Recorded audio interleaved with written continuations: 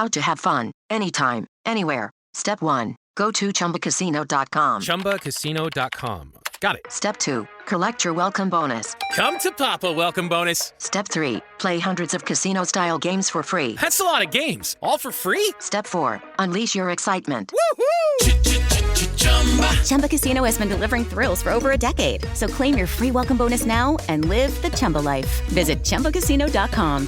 VGW Group. No purchase necessary. Void where prohibited by law. See terms and conditions. 18+. All right, we're all set for the party. I've trimmed the tree, hung the mistletoe, and paired all those weird-shaped knives and forks with the appropriate cheeses. And I plugged in the Bartesian. Bartesian? It's a home cocktail maker that makes over 60 premium cocktails, plus a whole lot of seasonal favorites, too. I just got it for $50 off. So, how about a Cosmopolitan or a mistletoe margarita? I'm thirsty. Watch. I just pop in a capsule, choose my strength, and... Wow, it's beginning to feel more seasonal in here already. If your holiday party doesn't have a bartender, then you become the bartender. Unless you've got a Bartesian, because Bartesian crafts every cocktail perfectly in as little as 30 seconds. And I just got it for $50 off. 'Tis the season to be jollier. Add some holiday flavor to every celebration with the sleek, sophisticated home cocktail maker, Bartesian.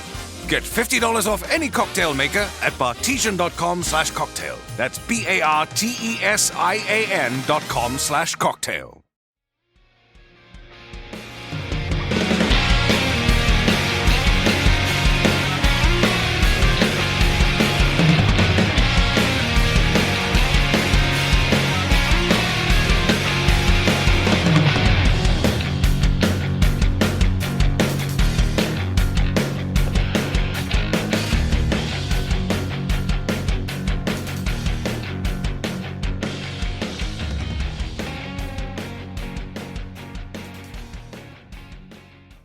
Hey, what's up, everybody? Welcome back to another episode of hopsgeeknews, your home for comic books, movies, TV shows, and sometimes we do feature a beer of the week. I am Matt. Of course, I don't sound like I always like to sound because, once again, I am on my laptop without a microphone because technology is just the devil to us all. However, we have a really great creator spotlight for you here today. We're going to be talking with CL Zeno, the creator of Drunk Mom issue number 1. It's a superhero day in the life comic book about a sober single mom and her young intern who risk their lives fighting crime at night, and her secret life wreaks havoc at work and home. So before we get there, go to Hops Geek News, like, subscribe, share, follow on all the podcasting platforms, any social media platform. You know that's where you can find us at.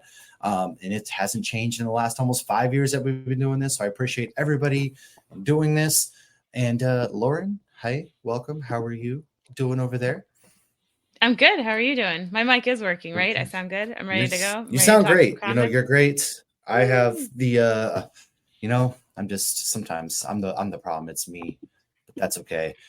Let's bring in our guest. Now, he comes to us from right up the road from me in Richmond. Something I've been loving and wanting to do is dive into the local scene here in Richmond, because there's a lot of beautiful artists, a lot of beautiful creators here, and start highlighting some of the local people to me here. So, dude, welcome so much. Thank you for joining us.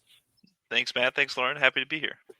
Yeah. So why don't you go ahead? One thing we always love to do is origin stories. It's big in comic books. Everybody's got an origin story. And if you're in the movie industry, you've probably seen the same 6 origin stories about 75 times, but everybody has their own unique story. So how did you get into the world of art? Because you write, you draw, you create. How did you get into this world of geekdom? Well, I'm not an orphan, unlike all the comic characters.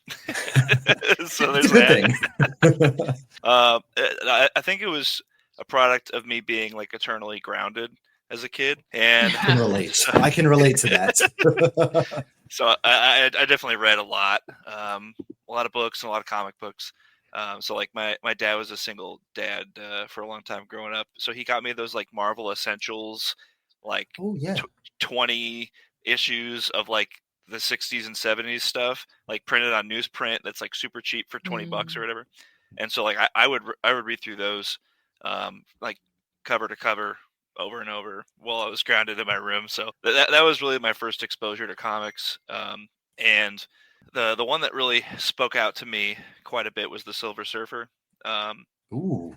I mean, I'm a big fan. I got the tattoo on my arm and everything. Hell yeah, that's right. Honestly, we've had like a lot of X-Men, we've had a lot of Spider-Man, but nobody's ever said the Silver Surfer, which is why I love asking this question, because now I'm intrigued. Like, what drew you to the Silver Surfer So I think it's probably Stan Lee's most like deep or like philosophical writing that he's ever done. And so like there's a lot of the themes that are like kind of like recycled in a lot of his stories. Like Hulk has the military sicked on him, right? Because they don't understand him, and he's a monster and stuff. Which they do that to the Surfer as well.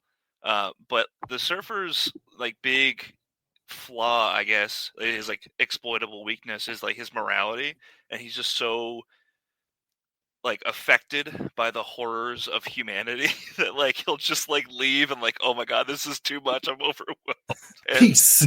And so like he'll just ponder like morality like to himself, and it's very like Shakespearean. And it was one of the most profound things I had read at that time. I was like 8 or 9 years old. I was like, oh my god, this is amazing. And I felt like I was being treated like an adult. You know, like a lot of people I think have like that like family member that they think is really cool, like they hold in high regard because they kind of speak to them like a person, right? Not like a kid when they're growing up. And that's how I felt that I was being talked to. I was like being handled like I was mature enough to grapple with these big concepts. And so whenever Stan was like, oh, hey, true believer, make sure you read Spider-Man number 45 or whatever. I was like, okay, well, I definitely need to read that now because I need to know how this happened and how this went down 40 years ago, right? Like, so yeah, it was really the writing that really captured my imagination of like an alien coming to Earth and understanding more about humanity than humans do, which is a pretty common sci-fi theme. I mean, Superman, that's pretty much him in a nutshell. Oh, it's just right? it's Superman right there, right? Yeah. Yeah, like he's Marvel Superman. I stand by that pretty hard. But he's like misunderstood, and he's not like traditionally beautiful, right? Like he's not attractive. He's chrome, so like he looks a little bit more alien than Superman. So I think it sticks out a little bit more for me. So yeah, that really just captured my imagination in a big way. I got really into art books, and so I was drawing my whole life, doodling on everything. And I got into writing on my deployment. I was in the Navy for 8.5 years. Oh, no way. And based out of Norfolk for like 6 of those years. So I started writing on my deployment basically just to pass time. And I was as somebody who was also deployed a few times, yes, I you get really bored, you find things to pass the time. Yes. So I was basically writing like fan fiction, and I was like really prolific. I was writing a lot, and I kind of decided like, hey, I kind of don't really want to write fan fiction anymore. I kind of want to write comic books. I love comic books. So we had this idea of Drunk Mom floating around from when I was in school in the Navy in like 2014. And so I kind of got really serious about writing that comic right after my deployment. So like 2017 timeframe. So for the next like 3 or 4 years, I started writing the book, and COVID hit, and I was basically working on the art for issue 1, and then COVID kind of pivoted me in a different direction, collaborating with some other local artists in Hampton Roads on a book called the Avandrus Theory, which is like a sci-fi multiverse anthology. And we wanted that one to have different art styles, but then the characters go through portals into each universe, and so it looks different in each universe, like that's the really cool Spider-Verse. Yeah. Right. Oh, and that was a sick idea. That was out of necessity. Due to COVID, we couldn't really collaborate traditionally, and right. it wasn't like, oh, I've been working hard on Drunk Mom, let me go to our regular meetings and like share our work. It was a little bit different during COVID. So yeah, and now that I've done a couple books, I've done Avandrus Theory 1 and 2. I was on a horror anthology called Phantasmagoria, and then Ghosts of Wimbledon with a local musician. We collabed on a comic that's related to his music, and then now I'm kind of like chomping at the bit, ready to do Drunk Mom again. So I got these 12 issues written that are just kind of burning a hole in me, and I need to get the story out. And it's been a long time coming. It's really like been about 10 years since we came up with the idea for the character. So it's very personal, and I'm super excited to to be launching it. Yeah, well, that's got to be Yeah, Go no, ahead. go ahead, Lauren. No, I think we're going to say the same exact thing. Probably. No, it's exciting to see an idea that's finally come to fruition after so long. That's got to be exciting on the paper. So tell us a little bit about this story, the origination of this character, and what we can expect from Drunk Mom. Okay, yeah. So Drunk Mom came about again in school. We were just shooting the breeze, and a couple of the guys were making fun of my lunch because it was not like a very well put together lunch. I'm not a morning person, and I definitely wasn't back then. I relate to that. So the worst it ever got was like I had like the rest of the Christmas ham, a fruit cake, like a block of feta cheese, like a Capri Sun, and like that was my lunch, right? Like that. Oh yeah. It's like I just like threw stuff in the fridge in a bag and like ran to work, and it was probably running late. I once just packed tortilla chips and Taco Bell packets and just poured them on the chips. Ew, God, you heathen. This was like 20 years ago, I think, when I was like in college. But I just went to Dunks and got an iced coffee if I needed to. That was all Dunks then. I was it was $2. I'd wait for 29-cent cheeseburger day at McDonald's, and I don't even eat meat to be able to do takeout. Jeez, Matt, you're so fancy. All right, sorry, go ahead. I'm bougie over here, yes. So I'm living it already. You're not a morning person, and you pack crazy lunches. Okay. Yeah, so at the schoolhouse, they only had like a Subway. It was the only thing you can get, and we were just sick of getting Subway every day. I to this day cannot eat Subway because we ate it so much. And so they were riffing on me, and they were like, "Hey, like you got to stop getting your drunk mom to make your lunches for you in the morning. Like these are terrible, dude. Like what are you doing?"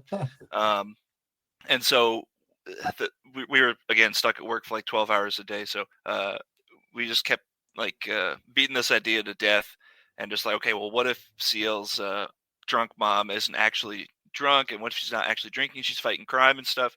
And we were just having a blast coming up with the characters. And that's really where it stayed for 3 years, was just this inside joke. But like the more I like chewed on it and thought about it, I was like, okay, these are actually some really good themes that are actually really solid for a comic book. I would read this. And so, when my creative juices started flowing, I knew I had to get the story out. And so the comic is about Monica Laney. She's a recovering alcoholic and a single mom by day and a vigilante by night. Her partner in crime fighting is Craig Kendall. It's her intern at work. She works at a bank, and she gets mugged in issue 1. It's in the preview. You can see it on Kickstarter. And there's some bullying going on at her kid's school, and her kid is on the receiving end of the bullying. And so when she kind of sees a similar scenario happen in the future, she just decides to take action. She's not standing by and not really letting this happen in the world anymore. And she quickly realizes that she's made a huge mistake. She's the sole caretaker and like breadwinner and legal guardian for her son, and she could get charged with battery and like assault or whatever. Like she didn't like endangerment of a child. Yeah, she didn't like defend herself. She like just assaulted someone who was committing a crime, which is not probably don't recommend doing that, everybody out there. I don't recommend. So she tells her intern, she's like, oh my gosh, like I have to confide in somebody, like this thing just happened. And he's like a 22-year-old just huge nerd, and he's like, oh my god, like you're fighting crime, that's so cool, we have to go like we have to team up, you gotta let me be your sidekick. And she's like, you're not listening to me, like this is not a good thing, I'm really worried about my son, I could lose custody and all this. So it's a comedy, and it's got some superheroics going on, but really it's about Monica's life. And this is not an inherent obvious choice for her to do, and she's a very reluctant hero, and over this series it kind of answer whether she should be doing this or not in the first place. She kind of really gets committed to it over the 12 issues in a big way, and by the end of it she kind of makes a definitive decision whether to keep doing it or not. So I always love that struggle. Yeah, I just love that. It's one of those things, like you say, it's a comedy, but at the same time, there's a little bit more to that, right? Like she kind of just accepts the fact that people just think of her in this one way, Yeah. which is, oh, no, you're relapsed, you're this piece of trash human, this garbage mom, but she's just out there fighting crime, and she a normal day job, nothing crazy. Yeah, Just, she can't tell him like, oh yeah. no, I'm tired because I was up, assaulting criminals all night. Like, you can't That's what I'm can't going to tell tell him that. somebody next time I'm tired. I'll be like, no, it's because I was out beating up bad guys. Lauren's But, kids as were a like, why are you tired? that's my secret. I'm always tired. But with moms too, it's like you're not supposed to, your kids think you're not supposed to have a social life. You're not supposed to have hobbies. Yeah. You're not supposed to have, a life outside taking care of them. And it's You're a so mom. important Yeah. for moms to have that. Right. Exactly. It's like that's supposed to be your only identity. And society puts that pressure on you too. And like this podcast was a saving grace for me during COVID because I was able to get out of that identity and podcast and talk to other grown-ups. But I think it has like, even without the alcohol thing aside, even without her struggles with alcohol, that's still something like probably a lot of parents struggle with too. The more we get into, dads are way more involved now than they were when we were little. And so, yeah, you got to go out there. And if it means you got to punch a bad guy in the face, you got to do what you got to do to maintain your sanity. But when does she sleep? Ever? It's sparingly. That's kind of the main issue is she doesn't really sleep that much. I mean, I feel like a lot of moms can relate to that anyway, because it's when do you sleep even if you're not fighting crime, Yeah. So being a parent, it's tiring. hopefully pretty relatable. I mean, already it is, because it's like you're right. Kids, I mean, largely, if you think back, like I have 2 young kids. Lauren has 3 kids, 2 of which are younger, and so they often look at you like this big superhero, like. Yeah. So in a way, it's very much like that, and then you're just always tired. You can't really show it, or say, oh, I'm tired of you kids, for example, or something. And so it's just really interesting too. And then for people to be like, oh, she's just tired for this, not because she's a single mom, who's got to work to be the sole provider for this child. It's automatically the assumption of, hey, you just have relapse, which is almost like another stigma again, in a way that's just that sucks. And that's really interesting. It creates this really intriguing story. And I just love the fact that you have crafted this really fun story of her intern at the bank who's like, hell yeah, let's do this. That makes just for some great comedic moments, for sure. Yeah, like he puts on his Renaissance fair costume and finds out quickly that it is not battle ready at all. He gets his ass kicked in the first issue for sure. And he like makes her a costume and she's not into it at all. He puts her in like a leotard and a domino mask and gives her a shield and stuff. And she's like, what? Like, dude, I haven't shaved. What am I supposed to do with this? Like, I haven't shaved my legs. So yeah, it's both insanely personal, and I think coming at it from like a writing perspective, like when you're trying to, like, I guess, inject personality into an otherwise like just fun or exciting or action-packed story, that can be kind of hard to like find those moments. But I think for me, it was a lot of editing those personal moments. Like there was a lot of personality in it to begin with, and finding the balance between the fun, the humor, and the heart was really the main struggle of writing the issue, because it's also episodic, and so like you want to have not just like a whole beach episode where everyone's having fun, or a big action-packed episode, which I think there's basically just one finale issue that's extremely action-packed, but beyond that, like there's crime fighting in almost every issue. So finding that cyclical rhythm in the writing was really challenging, but ultimately really rewarding, and I think people will like it a lot. Yeah, for sure. And when it comes to, I mean, I know you did the writing, the pencils and colors, but you also worked with Vince White, who had some work on this. So what was the artistic collaboration like working on this comic book for you? Was it a little bit easier to work with, or is it like, hey, I'm also doing a lot of the artist work too, like it's a little, I don't know if I like this too much? Yes and no. So with the other anthologies, it was really cool to like kind of percolate ideas between the team. Some people do a little bit more character design than others. Some people do a little bit more writing and like universe building, and just kind of seeing how that goes organically, to where Drunk Mom has 10 heroes in it by the end of the series.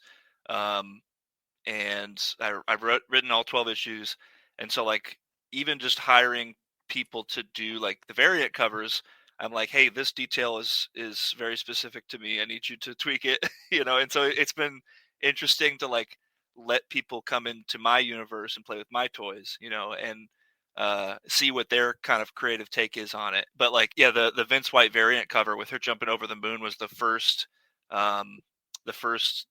like work that's going to get published that has Drunk Mom in it that I didn't draw. So it was disarming and a little vulnerable, but I really like how it turned out. I kind of just pitched them the idea. I was like, look, I have this idea for jumping over some buildings, and there's a moon, and she goes in front of the moon, so she's like largely silhouetted, and then that was just the concept, and I was having trouble really doing the layout in my head. It wasn't working for me, but I knew the concept was pretty good. And so he just whipped it up, and I mean, I ended up coloring it, and I really like how it turned out. I've got a lot of positive feedback on it, and I think one of the things I want to do throughout the series is she has her iconic like drunk mom costume. It's like my profile picture on everything. Oh yeah. A bunch of people have like just kind of known that I've been working on Drunk Mom forever. So people have made me a Drunk Mom Funko Pop, like a little Drunk Mom plush that they crocheted, and it's always that same awesome. green jacket with the domino mask. And like I want to have a couple covers where she's in the Drunk Mom costume, her final 5th costume. And so have the reader kind of like be introduced to it, even though she's not chronologically in the story in her final form. Just keep like making people wonder like, hey, why isn't she wearing that jacket ever? And then when she is like gifted the jacket by a friend and like, oh, I know that jacket, like they're going to know the significance. Oh, the costume's coming, and just kind of prime them for that. So it's been really fun to like work stuff in the future that's coming into the artwork going forward. So yeah, I have 12 issues variant covers. Finally picked what artists are going to do them. I think I have like 5 that are already done, which are pretty cool. I think I threw them on the campaign page to where people can kind of check out like what the future issues are going to look like. You do. Yes, indeed you do. It's actually, there's a lot of really cool art, which I was actually going to bring up because I was looking at it earlier and I was like, oh, damn, there's some really cool like covers here that go something from like throwback age looking style to new age style, and there's like a wide array of covers for this, which is beautiful. Yeah the first cover with just her being tired is how I described that one. That one I drew. Vince White did the first issue, but yeah, we have I think on there Brian Lacey. He worked on the Avandrus Theory with me. And he does a lot of good like Transformers and mechs and armor and like sci-fi stuff. So I wanted him to do issue 2 because I have this like Iron Man looking character in like a full like suit. So after Craig gets his butt kicked in his Renaissance Fair costume, he immediately pivots to this other suit just to kind of continue superheroing and not dying. That's the goal. Brian Lacey works on that one. Issue 5 is Erwin Arosa, and he, I basically gave him the script and was like, "Look, I love your art. I kind of want to see what you got." The issue is called "Who Is Night Terror," and so he kind of appropriately picked the main villain, Night Terror, as just like pondering over the city, and it's very like painterly, like lots of great brush strokes. Jordi Perez does issue 7, which is one of the like it's like a mid-season finale. It's the distillery fight. So they infiltrate this like facility where Night Terror is doing his evil gang leader things in this distillery. That is so she comes home smelling like liquor. Well, so the fight takes place in the distillery. And so there's like scaffolding and there's like a big vat. And so, I mean, if you don't put a sober character on some stairs above a vat of alcohol and then have her fall into it by the end of the issue, I mean, you're not a writer. Yeah. So, there's definitely like Beowulf going into, the water and having a whole moment of realization vibes going on there. And I really wanted to sell kind of that tension. on the scaffolding fight for issue 7, and then I think there might be one more on there. I forget if that one's done or not. The Gonzalo Ruggieri Night Terror one, and then the 5th one is like the movie poster looking one with Sarah. She's one of the first people to join the team as the Inducer. So she has like an electric gun. It's like a little dynamo, and it shoots electric sparks. Oh, that's rad. Yeah. And she's got like a lightning bolt earring. It's very like branded. she's all about branding. Just gaudy, yes. Yeah. And then Jude and Terrence Reynolds, which are 2 kids who they attack Sarah and Monica at their home base, their HQ, and Monica basically like parents them and is like, "Why are you involved in this gang?" Like your parents would be disappointed. You need to be doing better things. And so one of them stays with the team, and one of them is kind of a double agent. So there's a lot of fun characters that I'm really excited to have people see. So that's awesome. Now, you've mentioned 12 issues. So do you have a definitive beginning, middle, and end, or do you think this is something that if it does well, you'll continue on? The arc is very crawl, walk, run in terms of the pace. But the end of the first arc is at 12 issues. I do have ideas for a sequel series, which is Drunk Moms, or the two is flipped backwards. So yeah, Monica's bisexual, so she has a partner in the sequel series in my mind. And I think I definitely don't want to write that until the majority of the first 12 issues are done.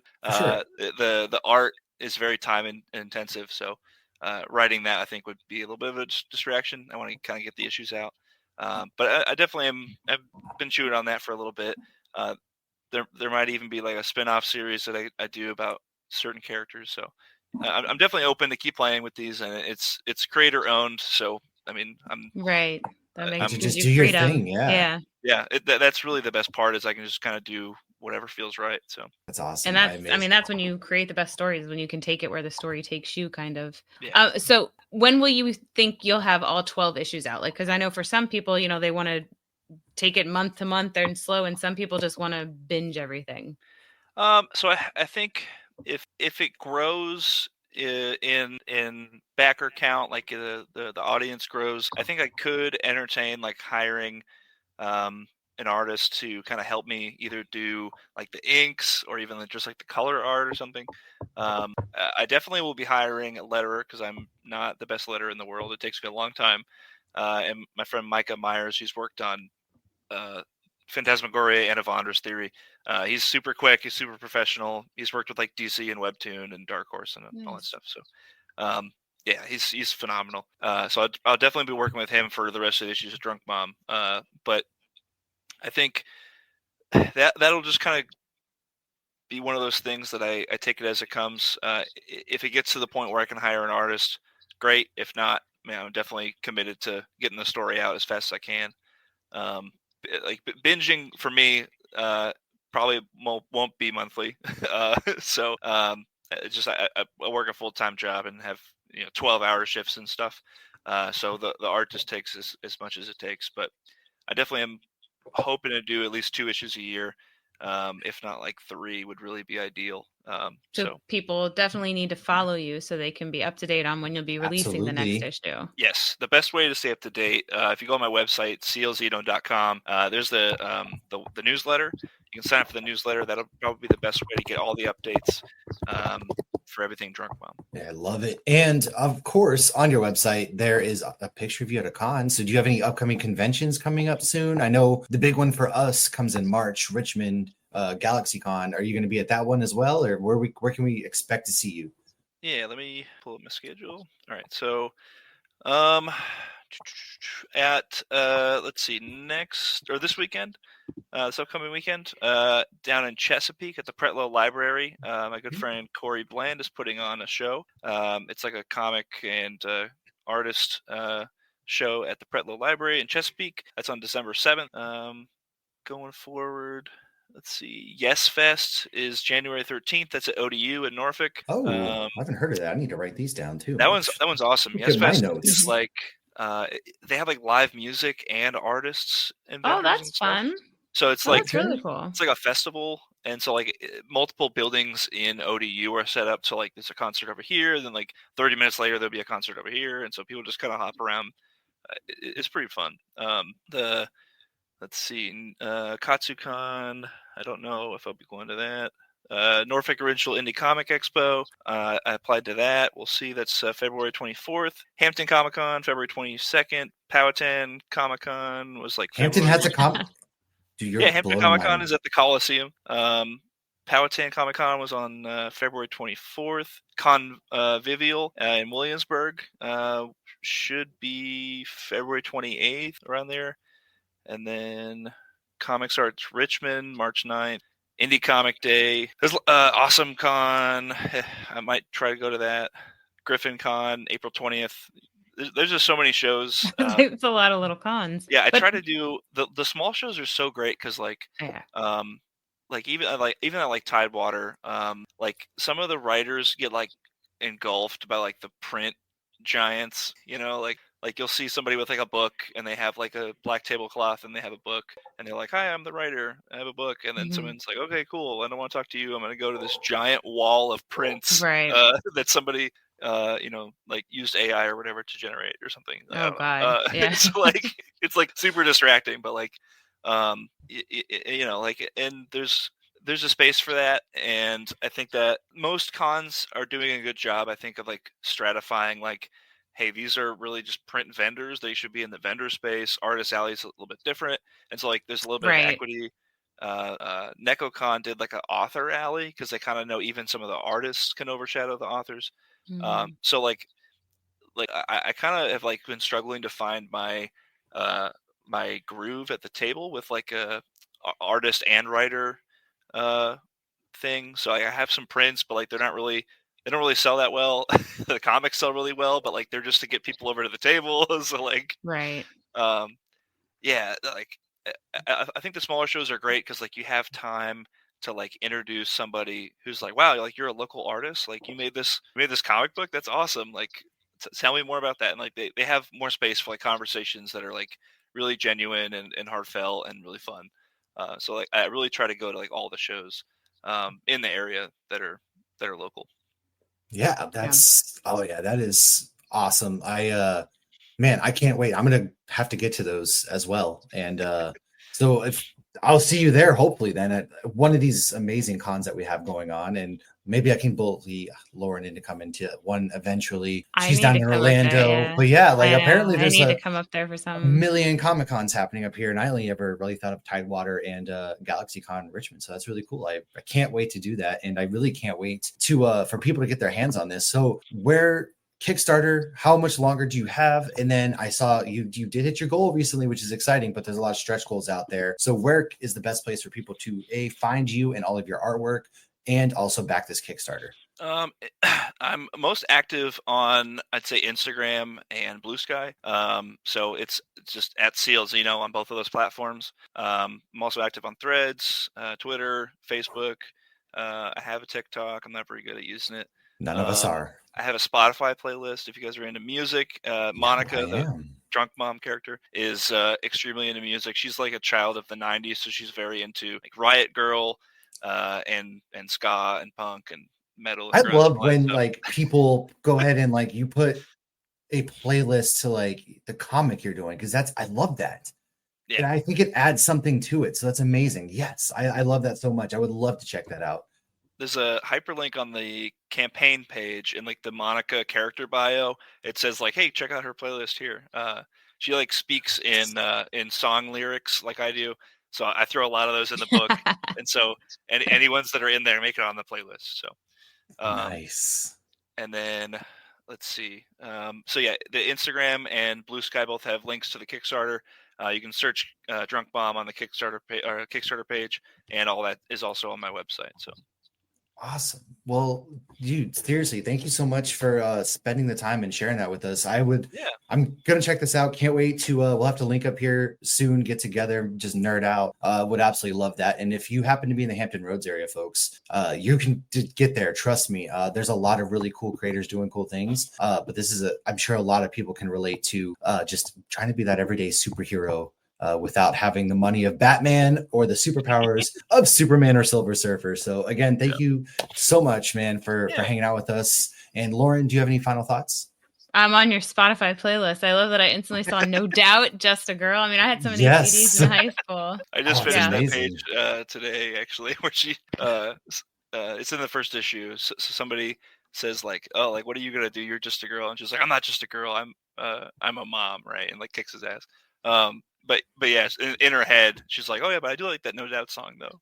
So you got Highway to Hell. I mean, you got Hate. This is a great playlist. But yeah, no, that's all I got. It sounds like a lot of fun. Great comic book. You know, all moms are superheroes. Yeah. Some of them just happen to also fight crime. And if Hampton Roads listeners, if you didn't know, I'm a recovering alcoholic, but I did drink my fair share back in the day. One of my favorite places was the Big Ugly Brewery in Chesapeake. Oh, I do know them. I do like them. I have not been to I've had their beer. I've not actually been there, but they're usually at like the Zoo and stuff like that. You can find them down there. They're good.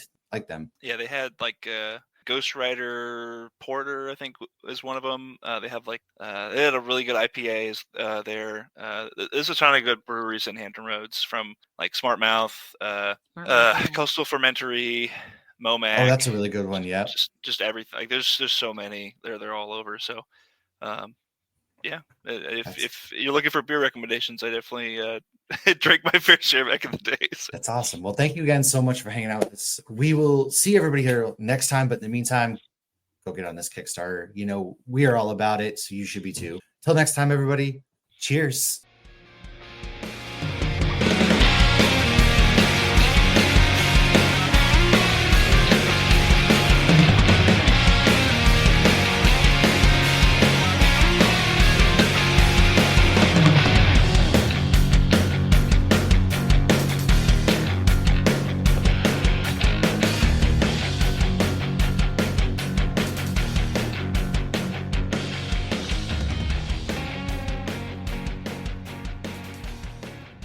Step into the world of power, loyalty, and luck. I'm gonna make him an offer he can't refuse. With family, cannolis, and spins mean everything. Now, you wanna get mixed up in the family business. Introducing The Godfather at ChumbaCasino.com. Test your luck in the shadowy world of The Godfather slot. Someday, I will call upon you to do a service for me. Play The Godfather, now at ChumbaCasino.com. Welcome to the family. No purchase necessary. VGW Group. Void where prohibited by law. 18+. Terms and conditions apply.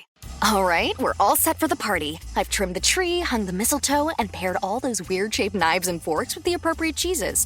And I plugged in the Bartesian. Bartesian? It's a home cocktail maker that makes over 60 premium cocktails, plus a whole lot of seasonal favorites, too. I just got it for $50 off. So, how about a Cosmopolitan or a mistletoe margarita? I'm thirsty. Watch. I just pop in a capsule, choose my strength, and... Wow. It's beginning to feel more seasonal in here already. If your holiday party doesn't have a bartender, then you become the bartender. Unless you've got a Bartesian, because Bartesian crafts every cocktail perfectly in as little as 30 seconds. And I just got it for $50 off. 'Tis the season to be jollier. Add some holiday flavor to every celebration with the sleek, sophisticated home cocktail maker, Bartesian. Get $50 off any cocktail maker at bartesian.com/cocktail. That's BARTESIAN.com/cocktail.